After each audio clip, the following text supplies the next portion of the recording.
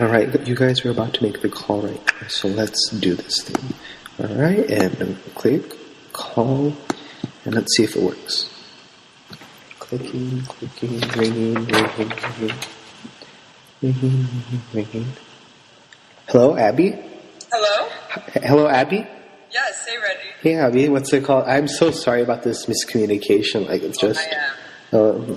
It's my fault. I was thinking about asking, does she know it's Pacific time or your time? I was like, no, it's because in your initial email you said you would be in LA in the next few months, so I assumed you would be here soon. I was like, that's an obvious question, so. Right. No, I had this horrible feeling as 3:30 rolled around. I was like, you know what? Fuck.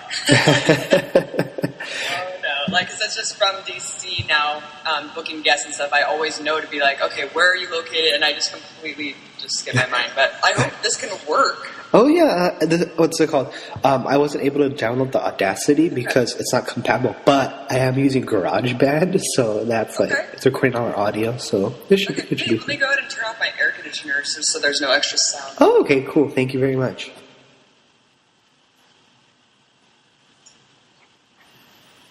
All right. Can you hear me okay? Yeah, I hear you perfectly fine. Great. Can you hear me? Yeah. Okay, good.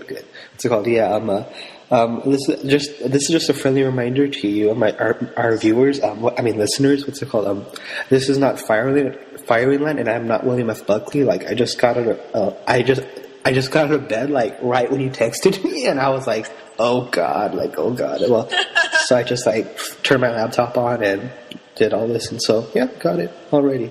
But I think it should be fine. So, alrighty. So, you've been painting since you were 19, and did you have any background in art prior to that? My family was always artistic. I always drew comics. I was really obsessed with Archie comics, and so I was really into drawing things like that. But I'd never really painted until college, just using it kind of as an outlet, and then it kind of just spiraled from there. That's interesting. What's it called? Yeah, what's it called? I really liked one of your pieces in particular. It was on your Facebook page. It's called Dystopia. I really liked it. So, Thank you. Yeah, what's it called? Do you have any I don't know if this is a silly question, but do you have any artist influences when it comes to art? I'm just asking. I don't know anything about art. Yeah, I pull inspiration from pretty much everything. I don't have I'm really into 18th century, 19th century surrealism. There's this really amazing Belgian artist named Magritte. Oh yeah, I did a report on him. Yeah, he is baller, and his stuff is really mind blowing. But as far as contemporary artists, it's just hard. There's so much awesome art out there, and I think the artists that are in the spotlight. Modern art can be interpreted in so many different ways. A lot of it to me is just really bad.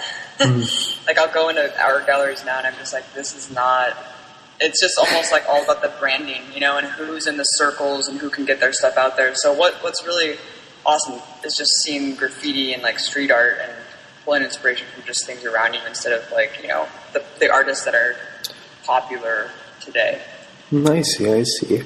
Yeah. Well, in addition to being an artist, you are also a journalist. How did you end up in that field of work? Also. You know what? The art was almost an outlet for the journalism, for the activism. It started in just anti-war activism. The Iraq War really radicalized me a lot.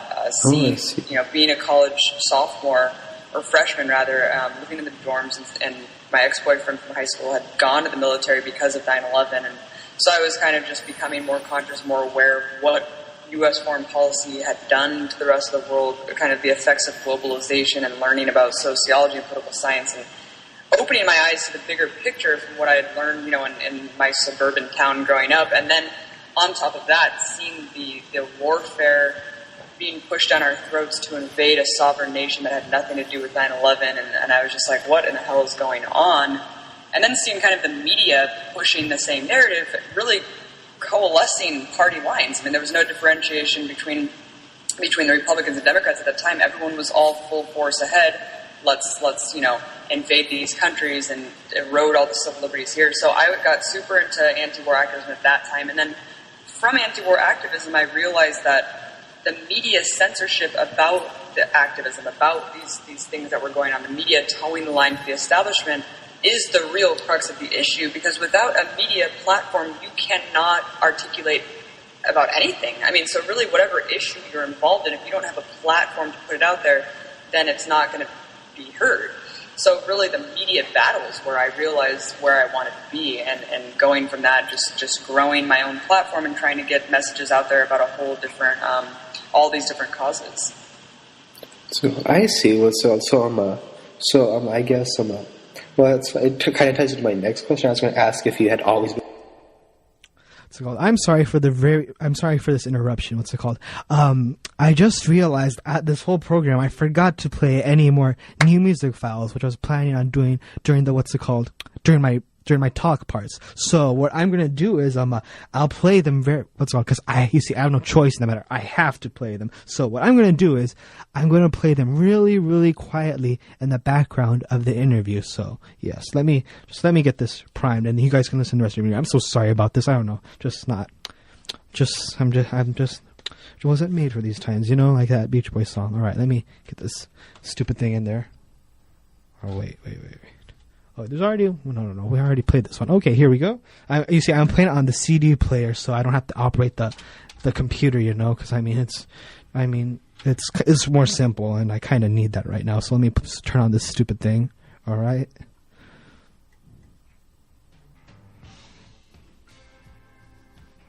Been political, but it sounds kind of like that. Like that rap war, kind of like that was what inspired you, I guess, to be involved. Is that true, or had you always been kind of interested in politics, but maybe not as not so much as until the Iraq War?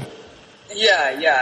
I was, a quote Democrat growing up in a quote Democratic family. Grandpa was always very impassioned about Clinton and like super pro Democrat. I remember at the dinner tables always kind of berating about the Republicans and stuff. But I never had looked outside of that partisanship until I kind of understood the bigger picture and realized how we're kind of in this two-party dictatorship almost, and the ruling elite. It doesn't really matter if you're a Democrat or Republican. The end goals are the same. It's just how they're getting there. Yeah, what's it called? It's funny because I kind of had the same thing, but I didn't come from a Democratic family. I came from a Republican family, but I didn't and I was kind of I lean Democrat for myself, but I didn't realize I didn't come to terms with how similar the parties were until college, So right, during the Obama administration. For sure. Yeah, and speaking of the Obama administration, at this moment, his administration is embroiled in numerous scandals involving the IRS, the Justice Department, and its handling of the terrorist attacks in Benghazi in September. Do you feel that these scandals are representative of a deeper malaise in the administration? Oh yeah, I think these scandals are significant, extremely significant. First of all, because it's amazing. There's multiple facets of these scandals. The first is, I think it's extraordinary how the establishment press is feeling the effects of something that's been codified and immunized since 9/11. Essentially, I mean, we saw wide sweeping mandates for surveillance, pretty much across the board. So now we're seeing top down, the most establishment press that you can get. I mean, Fox News and AP. I mean, to attack these media organizations, very establishment, pro-lacking organizations, that is the ultimate chilling effect. And so, yes, I mean, I think it does signify a much deeper malaise that's been just exacerbating since 9/11, probably even before that. I mean, look at Nixon. I mean, these things have been going on for decades, but it is getting worse. It's getting more transparent. It's getting more just unabashed. And the partisanship even between these issues is astounding. Because I see a lot of liberal press, Media Matters, Daily Kos, almost just saying, oh, well, Fox News is a joke organization, so I'm glad they went after the reporter. You're like, this is not a partisan issue. This is something that is completely wrong.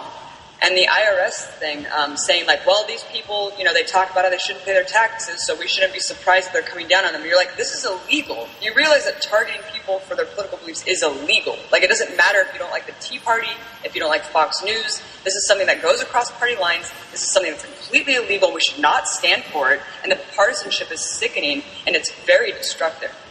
Yeah, I totally agree. Like, I'm just like I just want to smack my head when I hear some liberals talk about it. It's just Right, like, you're right. yeah, like what's it called? I'm just like, it's just like, you know, like, I mean, yeah, it's like that. Is it? I don't know if is it Martin Niemöller quote, the one about first they came for the Jews, I wasn't a Jew, and it's like that, you know. It's just like, and we say it, but people don't really understand it, you know.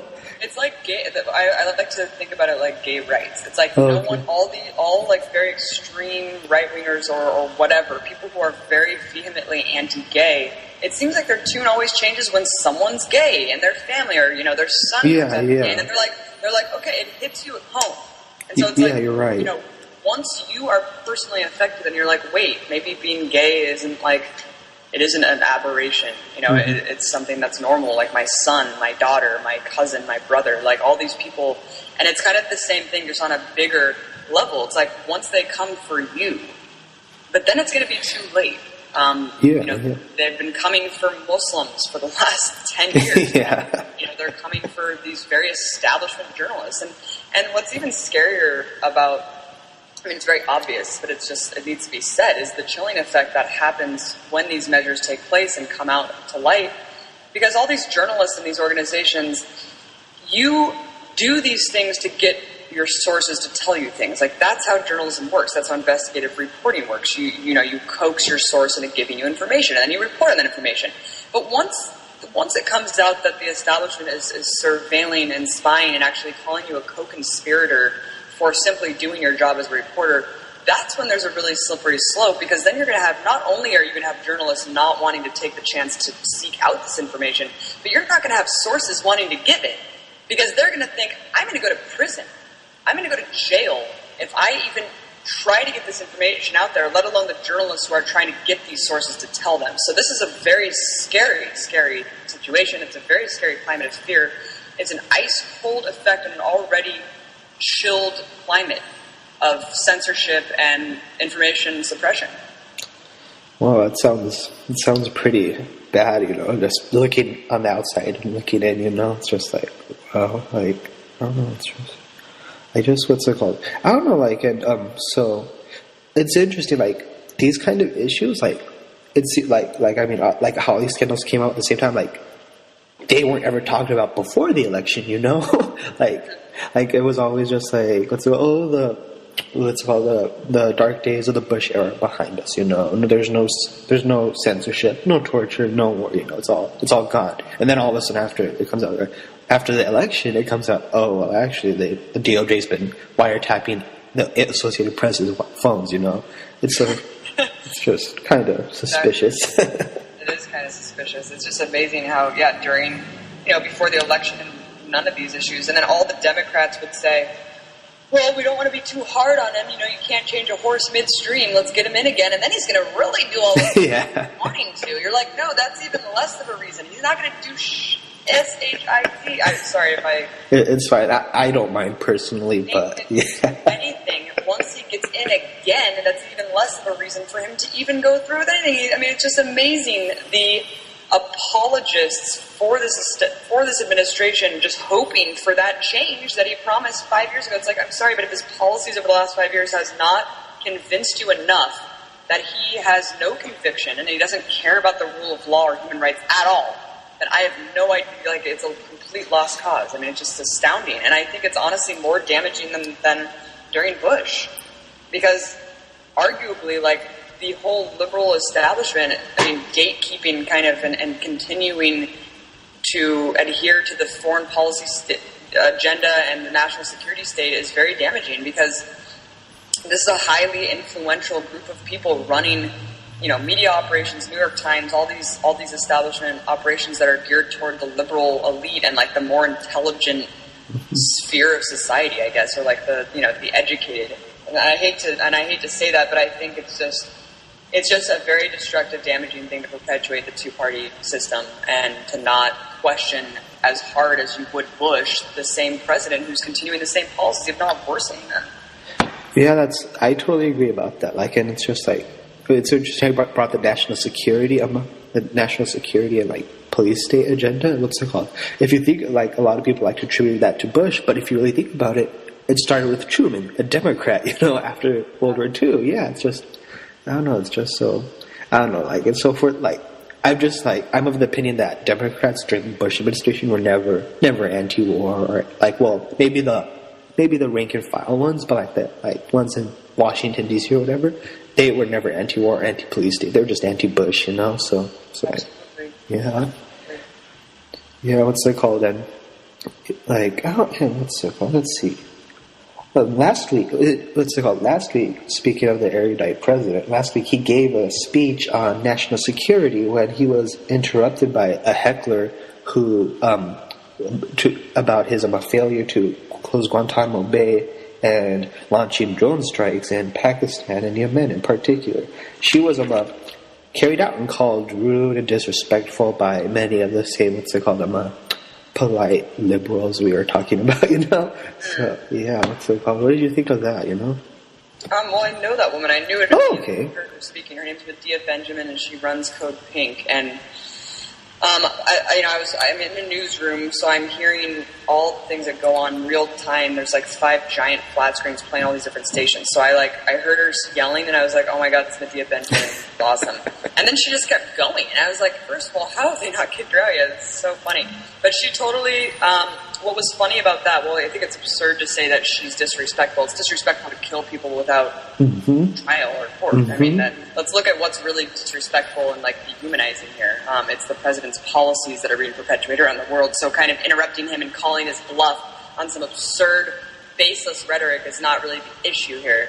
But she did bring up some excellent points that he did actually hold off, and he was like, this woman makes some really great points, and I admire her passion. That whole aura that he's, let's hear what this woman has to say. Yeah. Her little voice. And then, she's yelling about all these very valid things that, of course, he never addresses again.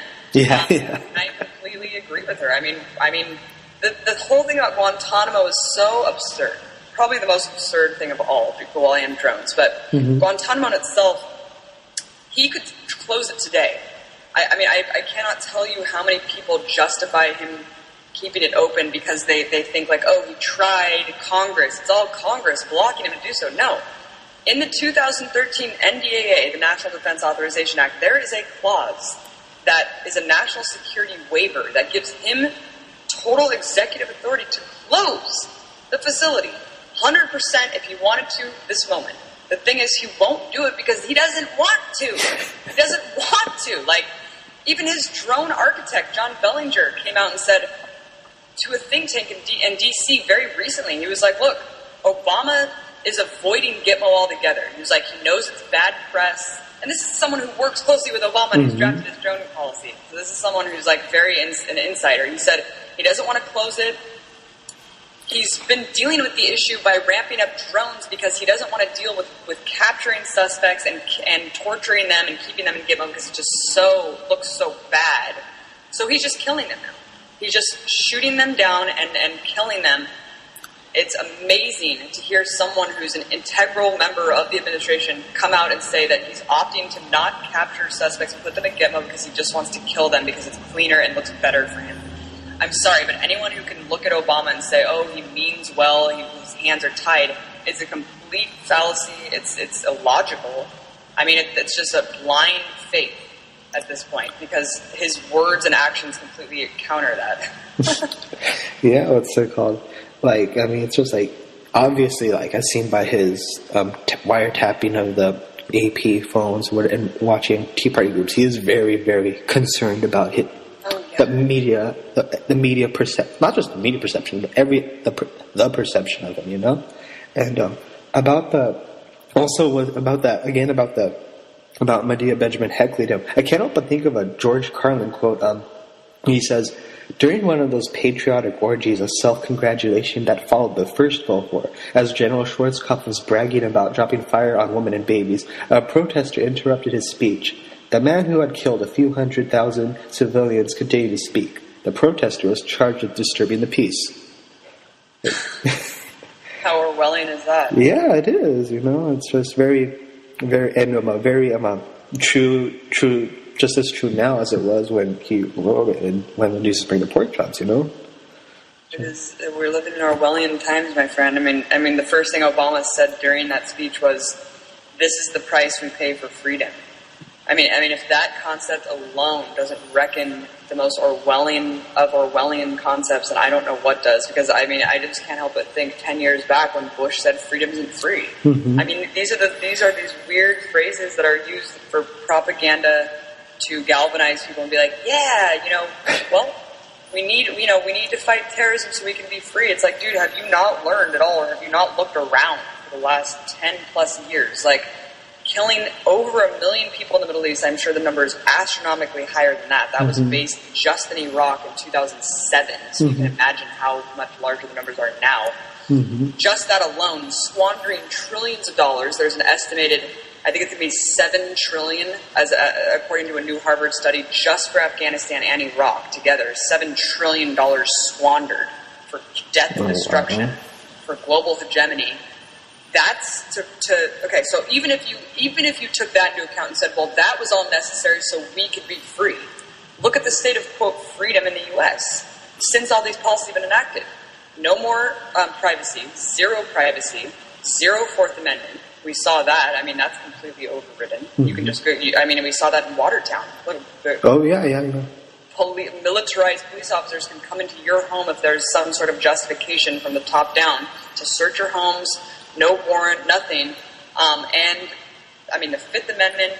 There's so many things that are just completely undermined. The First Amendment. It's just astounding to me.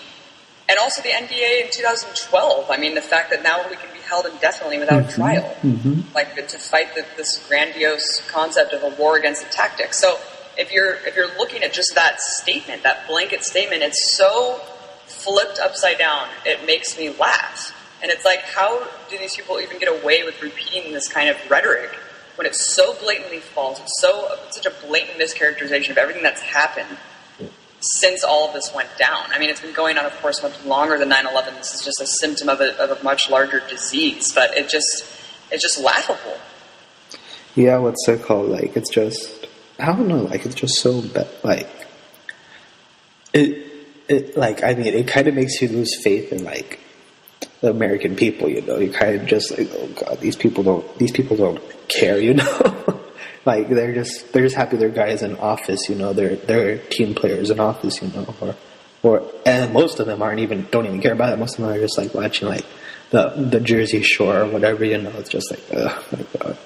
But I don't know, what's it called? Do you feel like? Well, I'm going to ask. Do you feel optimistic about the situation, or just like totally kind of hopeless? I guess I don't know. Well, I would not be doing what I'm doing if I felt like things were hopeless. Oh, okay. Costa Rica in some little cabin or something. I feel like, this is our duty. You're doing it, I'm doing it. I mean, to spread information, to have a platform for voices, and to kind of make this corporate media propaganda system irrelevant. Because really, I don't blame, yes, I do blame the American people to an extent, because the information is there, and it's there, they have, they need to find out and be informed citizens in order to have like a functional republic or democracy or whatever. However, the establishment and the corporate media has infiltrated almost every medium that we're seeing, hearing, and reading. And it really is such a top-down form of control of the narrative and kind of this single unified vision of the ruling class that I almost don't blame people for getting sucked into it. And one other thing that's interesting is, I was complaining about how stupid are we to elect Obama for a second time? What does this say about us? And da-da-da. And someone told me, well, if you're looking at just the rhetoric alone, yes, it's absurd that people can't see through it because it's so baseless and it's proven to be so wrong over and over again. He said, but isn't it better that, like, it does show a sign of progress and awakening somewhat that people actually wanted whatever he was promising. I mean, if you took Obama, the candidate, in 2008, everything that he was campaigning on and everything that he says is so appealing and actually is attractive. You're like, wow, yeah, I do want that. I do want oversight. I do want accountability. I do want transparency. I don't want to torture people anymore. Like, this can't be a boundless war. So I think people believing and listening to just that rhetoric, that's a good sign that people at least voted for that symbolic movement toward a shift in progressivism. However, like, obviously that's not true. Nothing that he said is true. So, like, you know, below the surface, like, superficially, yes, it's amazing in a symbolic choice that people have, like, chosen this candidate over someone like Romney or Bush or McCain. However, you think that we would have learned from the last 4 years that, like, indeed nothing has changed at all. So I think it's just a bunch of systematic failures, but really just the propaganda is so strong, people really need to start tuning out and tuning into alternative sources. Yeah, totally. What's it called? I mean, I don't have any, like, preferred news source. Like, I'll watch anything, like, you know, even like Fox or MSNBC or whatever. Maybe sometimes just to gauge what they're talking about. But if it got into my head, if I had to go anywhere, I'd go to Russia Today. You know, like, it's just like, because you guys cover issues that we frankly don't talk about. You know, and people are like, oh well, Russia Today is crazy. They're conspiracy theorists. I'm like, well, you know, like, the people who are watching Russia Today, they're able to, like, they're clearly capable of what's called questioning whatever they see and researching it. You know, they're not just going to turn on the TV and say, "Oh, Fox News," and believe everything they hear. You know, they're going to research what they say. So I feel like your outlet is kind of marginalized, I guess, and I guess it's expected. You know, because it's got Russia in the title. Of course, yeah. I mean, it's amazing to.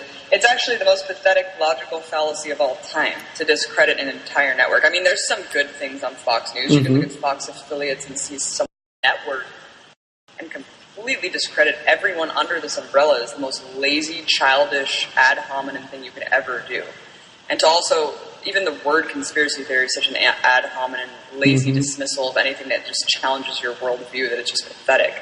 But for people who discredit my network and say, like, oh, you're a propagandist for the Russians, well, you know, instead of being extremely childish, why don't you try to counter actual facts, and then we can have an actual discussion, because that is so lazy and sad and just really revealing about who you are and your complete refusal to address anything that might challenge who you are and what you believe in and all the conventional wisdom that's permeated yourself and all, you know, your intake of corporate media in the last decade.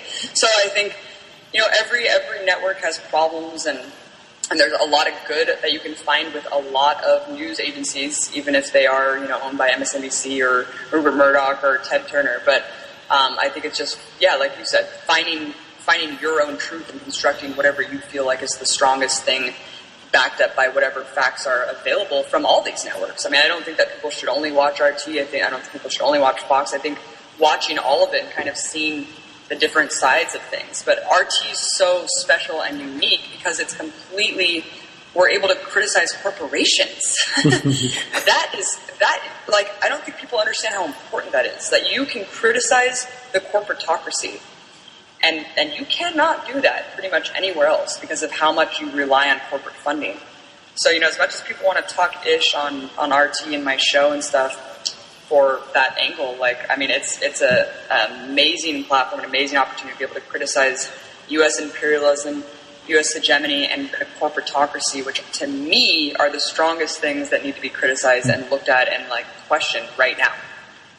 Yeah, what's it called? I agree about that. Like, I mean, for me, foreign policy is probably the biggest thing at the moment, and, like, it's kind of funny because I'm not affected directly by it very much, but it's always been kind of a big issue for me. I'm not even sure why. And I also have a funny story about how we're talking about Russia Today being kind of marginalized. When I applied to join the radio station here, in one of the departments I listed, I might be interested in was news. And during the interview, they were like, you listed you wanted to be in news, like, so I'm curious, like, what news source what news source do you use most of the time? I'm just like, well, I'm not sure if you've heard of it, but I use Russia Today, and they're just like, oh, and then I ended up in the music department. Wow. Wow. Well, I think it was because they didn't know, but still, yeah. So they're like, oh, that's interesting, you know. And I'm just like, hilarious. Oh my gosh, that's so funny, man. And what you were just saying before about, you know, you cared about foreign policy, you don't know why. I mean, that's beautiful. Like, you care about something that doesn't personally affect you because you're not selfish and just consumed with individualism. I mean, that's something that, I like individualism. That don't care about what's going on in the world, especially when you consider that every single thing is political. Like when people say, "Oh, politics isn't my hobby. I'm not into politics." You're like, well, every dollar that you spend is actually a political choice. So literally every action that you take is political in some way. So that's completely absurd to say that. But second of all, I mean, this kind of narrowing of empathy toward only like your nationhood and people that are white, I mean, that's the most destructive, damaging thing, inhibiting like growth in humanity and the world's consciousness. So I think that it's amazing that people can look outside of their bubble and say, wow, this is really destructive. Wow, this might be like really damaging in the future. Wow, we're squandering all of the money that we could be spending in this country, building it up, infrastructure, people, employment, and using it to kill people and destroy lives. I mean, I think that is, once people get that, and unfortunately a lot of people haven't gotten that yet, because they're driven by fear, and fear is a commodity. Yeah, like what's it called? Like, it's just crazy. Like, yeah, like it is crazy how people just like, you can just say, I'm not interested in politics. They're so dismissive of it. It's like well, why did the Jews just tell the Nazis they weren't interested in politics? It's like that. It's just crazy. Oh my God, this stinks. But we're actually out of time. Like, I mean, we could go on for like hours maybe, but I have a person after me. They do a goth rock or a psychobilly show or whatever. And what's it called? So yeah, like we're gonna have to end it. I'm really sorry, Abby, but like this was a good talk. Yeah. And find me on Twitter at Abby Martin and the show Breaking the Set on YouTube. Awesome to have me on. Thank you so much for everything that you do, and I hope to talk to you again soon, man. Oh, thank you so much, Abby. If you're ever in LA, what's it called? Let me know. We can, I don't know, hang out or something. It'd be really cool to like meet you. It would be crazy. Thank you, Dr. No. Oh, thank you, Abby Martin. And what's it called? This is Abby Martin. She's host of Russia Today's Breaking the Set. Don't worry, they don't list your name if you watch it. What's it called? And she's an artist too. So thank you again, Abby Martin, and have a good day. Thanks, you too, man. Bye-bye.